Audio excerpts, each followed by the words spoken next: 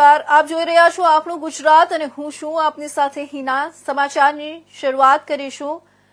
કચ્છના ગાંધીધામમાં નકલી ઈડી બનેલી ત્રાટકેલી ટોળકી પોલીસના હાથે ઝડપાયા બાદ હવે રહી રહીને તેમાં રાજકારણ ઓન સામેલ થયું છે। હાલમાં જ રાજ્યના ગૃહપ્રધાન હર્ષ સંઘવીએ કરેલા એક ટ્વીટ બાદ આમ આદમી પાર્ટી સહિત સોશિયલ મીડિયામાં ભારે ગરમાગરમી સર્જાઈ હતી। તેવામાં પોલીસે પણ એક મહત્વનો ખુલાસો કર્યો હતો, જેમાં નકલી ઈડી ટીમના રેડના માસ્ટર પ્લાનમાં મુખ્ય આરોપી આમ આદમી પાર્ટીના પશ્ચિમ કચ્છ ઝોનના મહામંત્રી રહી ચૂકેલા અબ્દુલ સત્તાર માંજોટીને ગણાવી રહી છે અને આરોપીએ આમ આદમી પાર્ટીના નેતાઓ ગોપાલ ઇટાલિયા તથા મનોજ સોરઠિયા સાથે કરેલી બેઠક તથા પાર્ટી ફંડમાં પૈસા આપતા હોવાની વાત કરવામાં આવી હતી, જેના વિરોધમાં આજે ગોપાલ ઇટાલિયા અને ઈશુદાન ગઢવી ગાંધીધામ એ ડિવિઝન પોલીસ સ્ટેશનમાં આવીને આપના કાર્યકર્તાઓ સાથે ઘેરાવ કર્યો હતો।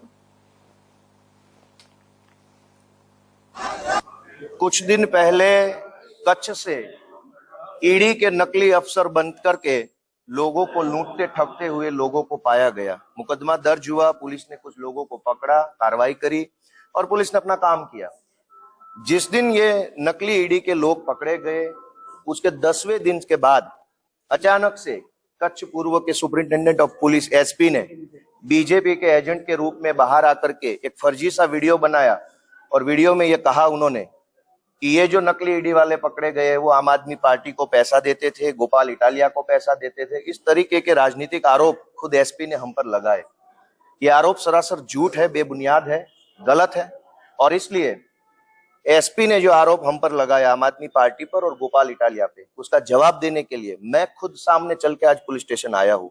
ना मुझे पुलिस ने बुलाया है, न नोटिस दिया है, न इन्फॉर्म किया, कुछ नहीं, लेकिन फिर भी मैं इसलिए सामने चल के आया हूं कि मैं निर्दोष हूं। एसपी ने जो कहा है वो झूठ है। एसपी बीजेपी का एजेंट बन के काम ना करे और जो भी कानून सम्मत तरीका हो, कानून सम्मत कार्रवाई हो, उसको करना चाहिए, लेकिन इस तरीके के पॉलिटिकल एंगल से एसपी को या पुलिस सिस्टम को काम नहीं करना चाहिए। आज मैं आया हूं पुलिस के सामने, खुद चल के आया हूं, कोई लाया नहीं है मुझे, किसी ने बुलाया नहीं है।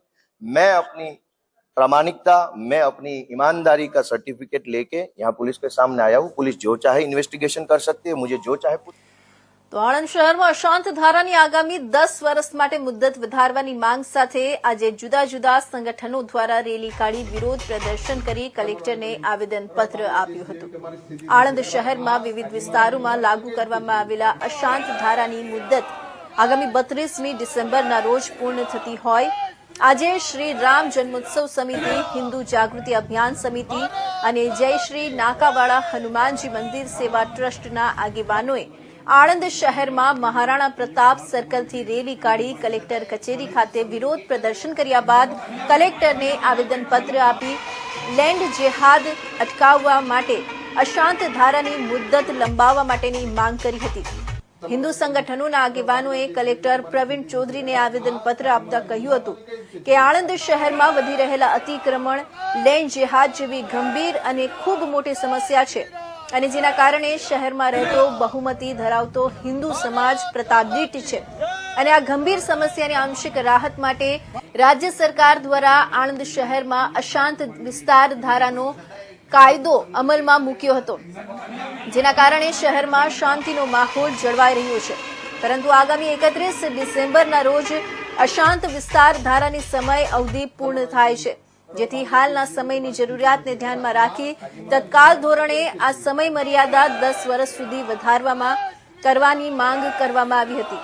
હિન્દુ સંગઠનો દ્વારા આણંદ શહેરના સલાટિયા વિસ્તાર, સામરકા ગામ, અન્ય બીજા વિસ્તારો કે જ્યાં વિધર્મીઓનું અતિક્રમણ અને લેન્ડ જેહાદ વધી રહ્યા છે તે બધા જ વિસ્તારોને અશાંત ધારા હેઠળ આવરી લેવામાં આવે તેવી સમગ્ર હિન્દુ સમાજની માંગ છે। સાથે સાથે 31 ડિસેમ્બરથી જ્યાં સુધી અશાંત વિસ્તાર ધારાની નવી જોગવાઈ કરવામાં ન આવે અને અશાંત વિસ્તાર ધારો ફરીથી લાગુ કરવામાં ન આવે એ સમયગાળા દરમિયાન જે કોઈ પણ દસ્તાવેજ અને જમીન વેચવાના કાગળો તૈયાર કરવામાં આવે તેને અશાંત ધારા હેઠળ જ પરવાનગી આપવામાં આવે તેવી માંગ કરવામાં આવી હતી।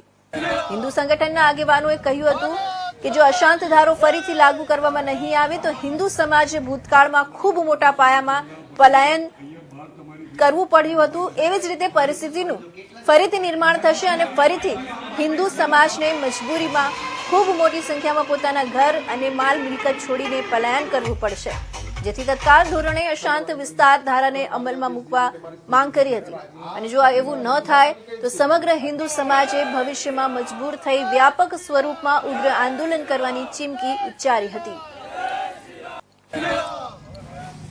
જી સાહેબ, આપનું નામ અને પરિચય. ડોક્ટર શૈલેષ શાહ, હિન્દુ સંગઠન માટે આણંદ શહેરમાં કામ કરું છું. આજે જે આવેદનપત્ર આપ્યું, રેલી કાઢી, શું માંગણીઓ છે, કઈ બાબતને લઈને આવેદન?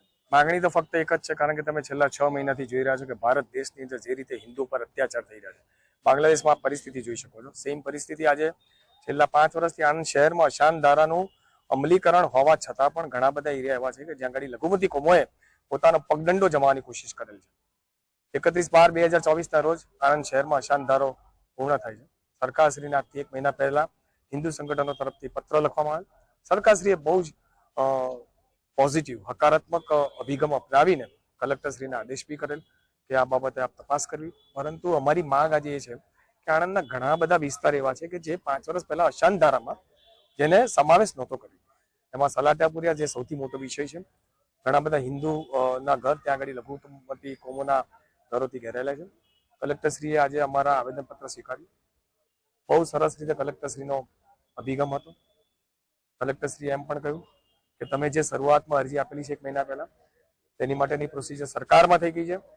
અશાંત ધારાને રિપીટ કરવા માટેની તો પ્રોસિજર સ્ટાર્ટ થઈ ગઈ છે, પરંતુ અશાંત ધારામાં નવા એરિયાને સમાવેશ કરવા માટે આપ લોકોએ ફરીથી એકવાર પ્રક્રિયા કરવી પડશે, જેનું અમે પૂરેપૂરો સાથ સહકાર આપીશું. જય શ્રી. જિગ્નેશ પ્રજાપતિ, શ્રી રામ જન્મોત્સવ સમિતિ આણંદ પ્રમુખ. કઈ બાબતને લઈને આજે રેલી કાઢીને આવેદનપત્ર આપવામાં? આજ રોજ 16 ડિસેમ્બર 2024 ના રોજ કલેક્ટર સાહેબને આજે શ્રી રામ જન્મોત્સવ સમિતિ, હિન્દુ જાગૃતિ અભિયાન સમિતિ અને શહેરના અને જિલ્લાના વિવિધ હિન્દુ સંગઠનો દ્વારા કલેક્ટર સાહેબને અશાંત ધારા માટે આવેદનપત્ર આપવામાં આવ્યું છે. કારણ કે 31 ડિસેમ્બરના રોજ આણંદ શહેરમાં જે 5 વર્ષથી ચાલતો આવેલો અશાંત ધારો એ પૂર્ણ થાય છે અને આ અશાંત ધારો છે એ વધુ આગામી 10 વર્ષ માટે લંબાવવામાં આવે અને શહેરના બીજા જે બાકી રહી ગયેલા વિસ્તારો છે જ્યાં આગળ હિન્દુ સમાજ પ્રતાડિત છે, ત્યાં એ વિસ્તારોને પણ આ અશાંત ધારા હેઠળ આવરી લેવામાં આવે એ માટે આજે અમે કલેક્ટર સાહેબને આવેદનપત્ર આપ્યું છે અને હવે ત્યાર પછી એસપી સાહેબને પણ આવેદનપત્ર આપવા જવાના. તો 31 ડિસેમ્બરને હવે ગણતરીના દિવસો બાકી છે, ત્યારે સમગ્ર ભારત દેશ આ દિવસની આતુરતાપૂર્વક રાહ જોઈ આ નવા વર્ષને વધાવવા થનગની રહ્યો છે. તો બીજી બાજુ ગુજરાત પોલીસ પણ 31 ડિસેમ્બરે થતી ખાનગી પાર્ટીઓ પર ચાંપતી નજર રાખી રહી છે, તો સાથે જ નાઇટ ચેકિંગ પણ કરતી રહી છે. ત્યારે રાજકોટ ખાતે પણ ગત શનિવારની રાત્રે રાજકોટ ટ્રાફિક પોલીસ દ્વારા 31 ડિસેમ્બરને ધ્યાને રાખી શહેરના કિશાનપરા ચોક સહિતના અલગ અલગ સ્થળે વાહન ચેકિંગ હાથ ધરવામાં આવ્યું હતું. જે બાદ કિશાનપરા ચોક પાસે એક યુવકને ટ્રાફિક પોલીસ દ્વારા લાયસન્સ જેવા અન્ય ડોક્યુમેન્ટ અંગે ચેક કરતા યુવક કોઈક કારણોસર ગુસ્સે થઈ ગયો હતો અને ટ્રાફિક પોલીસ સાથે ગેરવર્તન કરવા માંડ્યો હતો. આ તકે રસ્તે જતા અન્ય રાહદારી દ્વારા સમગ્ર ઘટનાનો વિડીયો બનાવી સોશિયલ મીડિયામાં વાયરલ કરવામાં આવ્યો હતો. ત્યારે હાલ ટ્રાફિક પોલીસ અને બાઇક ચાલક વચ્ચે થયેલી બોલાચાલીનું કોઈક ચોક્કસ કારણ સામે આવ્યું નથી, તેમજ ટ્રાફિક પોલીસના ઉચ્ચ અધિકારીઓ દ્વારા પણ આ મામલે કોઈ ખુલાસો આપવામાં આવ્યો નથી.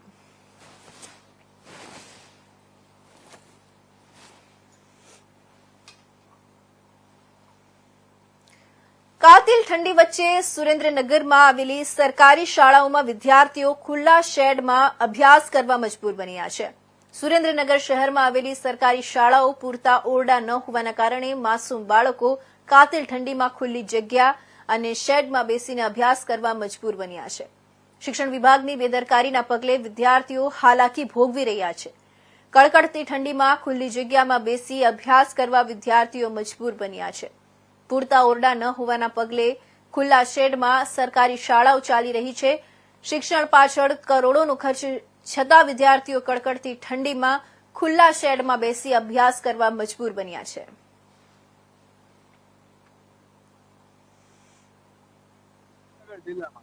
ઠંડીનો પારો 9 ડિગ્રીથી 10 ડિગ્રી લગી પડી રહ્યો છે.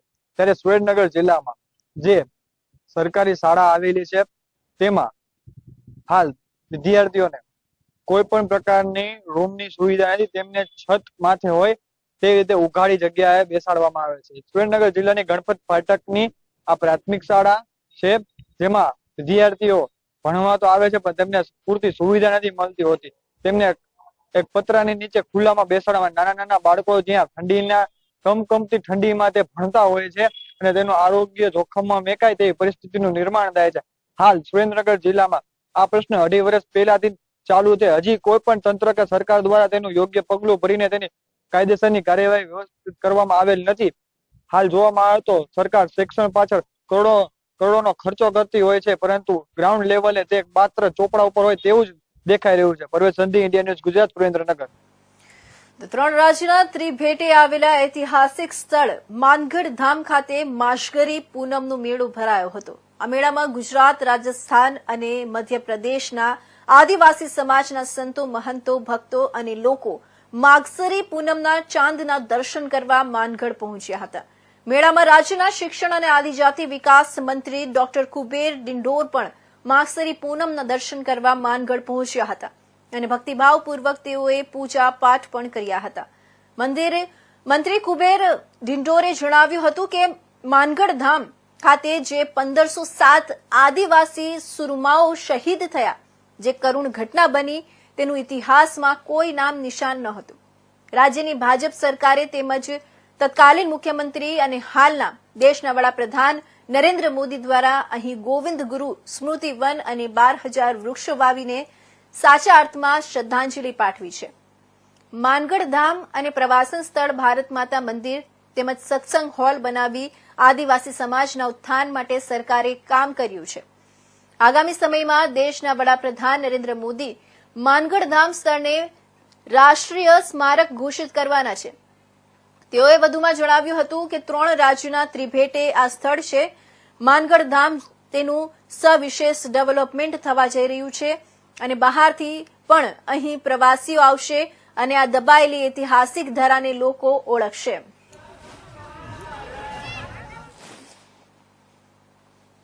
મારા નમસ્કાર. આજે માગસરી પૂનમ છે. રાજસ્થાન, ગુજરાત અને મધ્યપ્રદેશ ત્રિભેટે આ માનગઢ ઐતિહાસિક સ્થળ છે અને આદિવાસી સમાજનું આસ્થા કેન્દ્ર છે. જે અહીંયા કરુણ ઘટના બની, ઇતિહાસના પાના પર એનું નામો નિશાન નહોતું. દેશને આઝાદી અપાવવા માટે માનગઢની ધરતી પર માનગઢ ક્રાંતિના મહાનાયક, સ્વાતંત્ર્ય સંગ્રામના પ્રણેતા ગોવિંદ ગુરુના નેતૃત્વમાં આદિવાસી સમાજે અહીંયા જે અંગ્રેજો સામે જે બાદ ભીડી અને 1507 જેટલા આદિવાસી શહીદ સુરમાઓ શહીદ થયા હતા, એની ઇતિહાસમાં ક્યારેય કોઈએ નોંધ નથી લીધી. દુઃખદ બાબત એ છે કે વર્ષોથી કોંગ્રેસની સરકારો રહી, 60 વર્ષ કોંગ્રેસ શાસન કર્યું, પણ આદિવાસી સમાજનો જે ઇતિહાસ છે એને ઉજાગર કરવાનું કામ નહોતું કર્યું. આ ગોવિંદ ગુરુનો ઇતિહાસ, આદિવાસી સમાજનો જે શૌર્ય, વીરતા અને જે સ્વાતંત્ર્ય સેનાનીઓ જે અહીંયા ભાગ લીધો અને જે શહીદ થયા, એ ઇતિહાસ આ ડુંગરની વચ્ચે દબાયેલો હતો. એને બહાર લાવવાનું કામ અમારા સન્માનીય દેશના પ્રધાનમંત્રી, તત્કાલીન મુખ્યમંત્રી હતા એ સમય 2012માં ગોવિંદ ગુરુ સ્મૃતિ વન આપીને અહીંયા ડેવલપમેન્ટ કરીને 12,000 વૃક્ષોનું વાવેતર કરીને આદિવાસી શહીદ સુરમાનો સાચી શ્રદ્ધાંજલિ આપવાનું કામગીરી કરી. એના જ પછી આનો ડેવલપમેન્ટ થયો. આજે પ્રવાસન સ્થળમાં મૂક્યું છે, સત્સંગ હોલ બનાવ્યો, સર્કિટ હાઉસ બની અને ભારત માતા શક્તિપીઠ પણ અહીંયા બની છે. અહીંયા ભારતમાં માનગઢ ભારત માતા શક્તિપીઠ પણ અહીંયા સ્થાપન એનું થયું છે. અને આ ડેવલપમેન્ટ થયા પછી અમારા આદિવાસી સમાજના જે સંતો, મહંતો, ભક્તો એ છે દર વર્ષે માગસરી પૂનમે અહીંયા સ્વયંભૂ આવે છે, ભજન કીર્તન કરે છે, ધૂણીના દર્શન કરે છે અને ભજન આરતી કરીને સવારે જાય છે અને ધૂણીની જે રાખ હોય છે, અહીંની માટી છે, એને લઈને માથા પર ચડાવીને સંકલ્પ કરે છે અને મન્નત માને છે. મન્નત એમની પૂરી થાય છે. એ ધરતી છે અને આ ધરતી પરથી દેશને આઝાદી અપાવવા માટે જે અંગ્રેજો સામે જે ગુલામીમાંથી મુક્તિ આપવા જે શહીદોએ જે શ્રદ્ધાંજલિ વોરી છે, એમને પણ આજે હું આ દિવસે 17 નવેમ્બર 1913 આજે માગસરી પૂનમ છે. માગસરી પૂનમે એમને પણ સાચી શ્રદ્ધાંજલિ આપું છું, ભાવાંજલિ અર્પું છું અને એમની જે અમારા વડીલો જે દેશને આઝાદી અપાવવા શહીદી વોરી છે, એમને પણ આજે એટલો આનંદ છે કે અમારી આટલા વર્ષો પછી આઝાદીના ઇતિહાસમાં 78 વર્ષ થઈ ગયા, 75 વર્ષ થઈ ગયા, પણ આટલા વર્ષો પછી કોઈ યાદ કરનારા લોકો છે. અમારા સન્માનીય દેશના પ્રધાનમંત્રી નરેન્દ્ર મોદી સાહેબે જયારે હમણાં જમોઈથી જનજાતિ ગૌરવ દિવસનું જે પ્રસ્થાન કરાયું, બિરસા મુંડા જનજાતિ ગૌરવ દિવસ તરીકે, એ દિવસે જમોઈથી એમને કહ્યું હતું કે जिस समाज को कोई पूछता नहीं था उसको मैं पूजता हूँ, આ શબ્દ પણ દેશના પ્રધાનમંત્રી નરેન્દ્રભાઈ મોદી સાહેબે આદિવાસી સમાજ માટે આ શબ્દની વાત કરી છે. એટલે એમને આદિવાસી સમાજની સવિશેષ ચિંતા કરીને તમામ યોજનાઓથી આદિવાસી સમાજનું ઉત્થાન થાય, સર્વાંગી વિકાસ થાય અને આ ધાર્મિક અને ઐતિહાસિક સ્થળોનું ડેવલપમેન્ટ થાય એના માટે એમને પ્રયત્નો કર્યા છે. આવનારા સમયમાં આપણા સન્માનીય દેશના પ્રધાનમંત્રી નરેન્દ્રભાઈ મોદી સાહેબ અને રાષ્ટ્રીય સ્મારક ઘોષિત કરવાના છે. એટલે વિશેષ ડેવલપમેન્ટ રાજસ્થાન, ગુજરાત અને મધ્યપ્રદેશ સંયુક્ત ત્રિભેટે આ જે સ્થળ છે અને ઇતિહાસમાં એનું નામ આવશે અને બહારના પ્રવાસીઓ આવશે તો એ રોજગારી પણ અમારા સ્થાનિક લોકોને મળશે. એના માટેની વ્યવસ્થા પણ આવનારા સમયમાં ગુજરાત ગવર્મેન્ટ સાથે સાથે સેન્ટ્રલ ગવર્મેન્ટ અને દેશના પ્રધાનમંત્રી નરેન્દ્ર મોદી સાહેબ કરવા જઈ રહ્યા છે. એમને પણ આ સમય હું યાદ કરું છું અને એમનો પણ આભાર માનું છું. તો એક તરફ ડુંગળીના ભાવ અટકવાનું નામ નથી લેતા, ત્યારે બીજી તરફ જામનગરના હાપા યાર્ડમાં ઉલટું ચિત્ર જોવા મળ્યું હતું. જામનગરના ખેડૂતો દ્વારા યાર્ડમાં વિશાળ માત્રામાં ડુંગળી ઠાલવવામાં આવી છે. યાર્ડમાં ડુંગળીનો ભરાવો થતા યાર્ડ સત્તાધીશોએ ડુંગળીની આવક બંધ કરવાની ફરજ પડી છે. જોકે છૂટક બજારમાં ભાવ હજી ઊંચા બોલાઈ રહ્યા છે. આ છે જામનગરનું હાપા માર્કેટિંગ યાર્ડ કે જે ખુલ્લા બજારમાં મગફળી વેચાણ મામલે છેલ્લા 4 વર્ષથી જામનગર સહિત અન્ય જિલ્લાના ખેડૂતો માટે ખૂબ જ વિશ્વાસુ અને જાણીતું થયું છે. ત્યારે આજે જામનગર યાર્ડમાં ડુંગળીની આવક નોંધાઈ છે, જેમાં આજે 225 જેટલા વાહનો લઈ ખેડૂતો 32,000 મણ ડુંગળીની આવક નોંધાવી છે. આવક વધી જવાથી યાર્ડમાં ડુંગળીની આવક બંધ કરવામાં આવી છે. ત્યારે શાકભાજી વિભાગમાં ડુંગળીની હરાજીનું ચિત્ર સામાન્ય દિવસો કરતા અલગ જોવા મળ્યું છે. જામનગર યાર્ડમાં ચાલુ વર્ષે ગત માસમાં મગફળીની ઐતિહાસિક 75,000 બોરીની આવક ખુલ્લામાં નોંધાઈ હતી. ત્યારબાદ આજે યાર્ડમાં ખેડૂતોએ ગત મોડી રાત્રિથી વહેલી સવાર સુધીમાં 15,000 ગુણીની આવક નોંધાવી છે, જે જામનગર યાર્ડના ઇતિહાસમાં સૌ પ્રથમવાર છે. ત્યારે યાર્ડમાં ડુંગળી ખુલ્લા બજારમાં હરાજી થતા 20 કિલો ડુંગળીના ભાવ ₹100 થી લઈને ₹600 સુધી નોંધાયા છે. હાપા યાર્ડમાં ડુંગળી માટે ફાળવેલી જગ્યામાં 15,000 થી વધુ ગુણીઓનો ભરાવો થયો છે. ત્યારે બીજી તરફ છૂટક બજારમાં ડુંગળી 60 થી ₹70 ભાવ વસૂલવામાં આવે છે.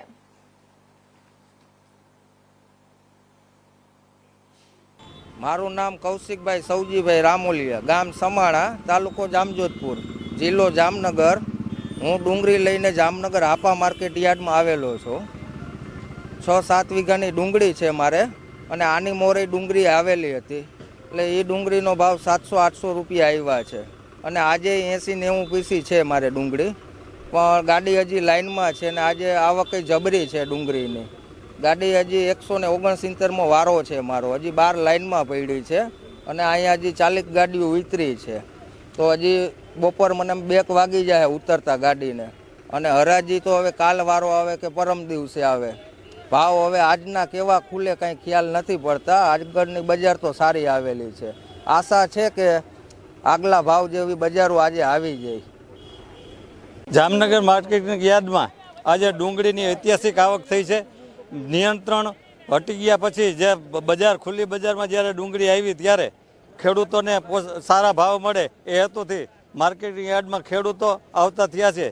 કારણ કે જે પહેલી વખત એવું હતું કે રોજની 5 થી 7 કટ્ટા વેચાતા હતા, અત્યારે ઐતિહાસિક 15,000 જેવી આવક થઈ છે અને રોજના 5 થી 6,000 કટ્ટા મણ જેવી ડુંગળી વેચાય છે.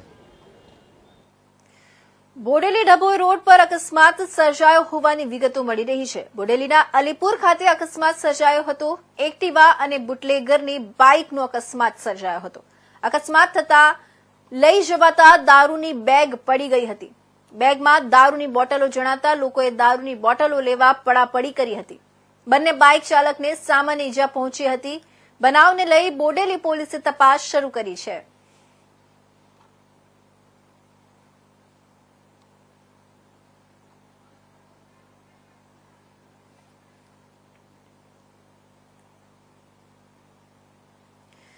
તો આ તરફ જૂનાગઢ જિલ્લાના માળિયા હાટીના માર્કેટિંગ યાર્ડ ખાતે ટેકાના ભાવે મગફળી ખરીદી શરૂ કરાઈ હતી. આ તકે માર્કેટિંગ યાર્ડમાં પ્રમુખ કાનજી યાદવ, તાલુકા ભાજપ પ્રમુખ રાજેશ ભાલોડિયા, દેવજી બેરા, લક્ષ્મણ યાદવ સહિત આગેવાનોની ઉપસ્થિતિમાં ખરીદી શરૂ કરાઈ હતી. ખેડૂતોની મગફળીની ટેકાના ભાવે ખરીદી કરવા માટે 4 મંડળીઓને સત્તા અપાઈ હતી. ટેકાના ભાવે મગફળી સરકારના નીતિ નિયમ મુજબ જ અને ઓનલાઈન યાદી મુજબ જ કરવામાં આવશે. આ તકે કોઈ ખેડૂતોને ફરિયાદ હોય સત્તાધીશો અથવા આગેવાનોને સંપર્ક કરવા અપીલ કરાઈ હતી. પીએમસીના 4 નંબરની વીડી મંડળીથી નવી ખરીદી શરૂ થઈ છે અને ખેડૂતોને પણ આજ બોલાવવામાં આવ્યા છે. એટલે તોલની શરૂઆત કરી અને આજે માળિયાની અંદર 4 મંડળીઓ ખરીદી કરે છે.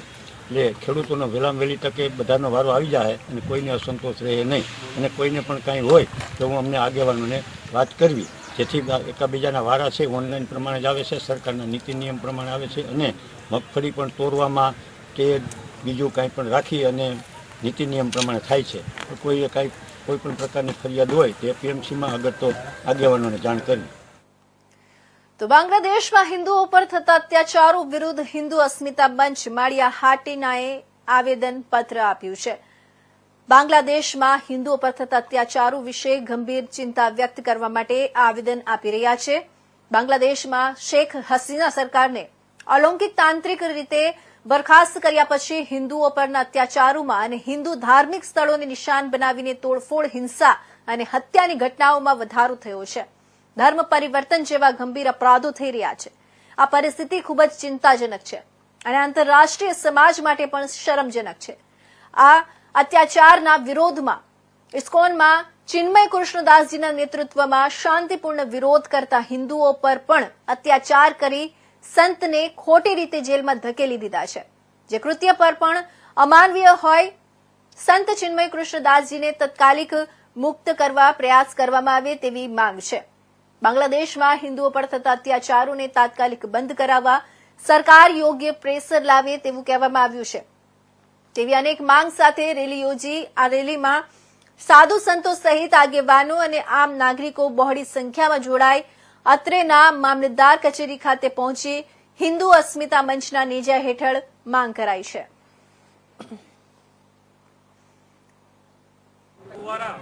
बांग्लादेश में हो रहे हिंदुओं ऊपर अत्याचार के विरोध में विशाल महारैली के साथ साथ मामलतदार सिंह को आवेदन दिया गया है. शर्म की बात तो यह है कि आज हमने सरकार को हिंदुत्व के नाम के मतदान दिया है. अगर हिंदुओं के नाम पे मतदान देने के बाद भी अगर एक छोटा सा देश जिसको पैदा करना भारत है, वो बांग्लादेश जिसकी जनसंख्या मात्र 17 करोड़ है, अगर हम उत्तर प्रदेश की बात करें तो उसकी जनसंख्या 24 करोड़ है, और ऐसा छोटा सा देश अगर हिंदुओं के ऊपर अत्याचार करता है और हमें चुप रहना पड़ता है तो बड़ी ही शर्म की बात है. हमें सरकार से यही अनुरोध है कि जितना भी बिजनेस है वो पूरा ठप किया जाए और इसके ऊपर तत्कालिक दौर से एक्शन लिया जाए. जय हिंद, जय भारत. તો આંકલાવના આસોદર ચોકડી ખાતે માર્ગ મકાન વિભાગ દ્વારા આજે ગેરકાયદેસર દબાણો પર સપાટો બોલાવ્યો હતો અને 101 થી વધુ દબાણો હટાવવાની કામગીરી હાથ ધરવામાં આવી હતી. આંકલાવના આસોદર ચોકડી ખાતે ઓવરબ્રિજની નીચે તેમજ ચોકડીની આસપાસ ગેરકાયદેસર દબાણોનો રાફડો ફાટ્યો હતો અને જેના કારણે ટ્રાફિકની સમસ્યા સર્જાતી હતી. માર્ગ મકાન વિભાગ દ્વારા દબાણો દૂર કરવા માટે દબાણકારોને નોટિસો ફટકારવામાં આવી હતી. તેમજ મામલતદાર, પોલીસ અને અધિકારીઓ દ્વારા ફ્લેગ માર્ચ કરી દબાણકારોને દબાણો સ્વૈચ્છિક રીતે દૂર કરવા સૂચનાઓ આપી હતી. માર્ગ મકાન વિભાગના અધિકારીઓએ આજે 4 જેસીબી મશીન અને ક્રેન સાથે જુદી જુદી 4 ટીમો બનાવી ગેરકાયદેસર દબાણો ખસેડવાની કામગીરી હાથ ધરવામાં આવી હતી. કેબિનો ક્રેનથી હટાવી દેવાયા હતા અને 101 થી વધુ દબાણો દૂર કરવાની કામગીરી હાથ ધરી હતી. દીક્ષિત છે. હું માર્ગ અને મકાન વિભાગ આણંદમાં કામગીરી કરું છું. મદદનીશ ઇજનેર તરીકેની કામગીરી કરું છું. આસોદર ચોકડી દબાણ હટાવવામાં અગાઉ 21 દિવસ પહેલા એક નોટિસ અને બીજી 2 એમ ટોટલ 3 નોટિસ એ લોકોને પાઠવવામાં આવી છે અને વારંવાર એ લોકોને કહેવામાં આવેલું છે કે તમે તમારું દબાણ સ્વેચ્છાએ દૂર કરી દો. તેમ છતાં એ લોકોએ કરી નથી. એટલે આજે પોલીસ બંદોબસ્ત અને વહીવટી તંત્રને સાથે રાખીને દબાણ દૂર કરવાની કામગીરી શરૂ કરવામાં આવે છે. લગભગ 4 જેસીબી, એક ક્રેન અને 6 એક ટ્રેક્ટર અને બીજા 10 થી 15 માણસો આ કામગીરીમાં લાગેલા છે અને લગભગ 100 થી વધુ દબાણકર્તાઓને નોટિસ પાઠવવામાં આવેલી છે અને દબાણ દૂર કરવાની કામગીરી હાથ ચાલુ છે. આસોદર ચોકડી આગળ જીએસઆરડીસી એનો જે હાઈવેનો રોડ છે અને આરએનબીનો જે આંકલાવથી આણંદ તરફ જતો રોડ છે, જે ચોકડી ઉપર વર્ષોથી જે 100 કરતા વધુ લોકોએ કાચા પાકા દબાણો કરેલા હતા. મામલતદારશ્રીની કચેરી તથા સ્થાનિક પોલીસ અને રેવન્યુ વિભાગના, આરએનબીના વિભાગના જીબી તમામ સ્ટાફ સાથે રાખી આજે આશરે 100 જેટલી પોલીસ અને વહીવટીતંત્રની તમામ ટીમો કામે લાગી છે. મોટાભાગે શાંતિપૂર્વક સ્વૈચ્છિક દબાણો હટી પણ રહ્યા છે અને જ્યાં જ્યાં નાના મોટા જે કેબિનો છે તે તંત્રની મદદથી અને એમને નુકસાન ન થાય તે દિશામાં ધ્યાન રાખી અને તેમને મદદ કરી અને દબાણો હટાવવાની પ્રક્રિયા શાંતિથી ચાલુ છે. તો આ હતા આજના મહત્વના સમાચાર. નવા સમાચાર સાથે ફરી મળીશું. ત્યાં સુધી જોતા રહેજો ઇન્ડિયા ન્યૂઝ ગુજરાત.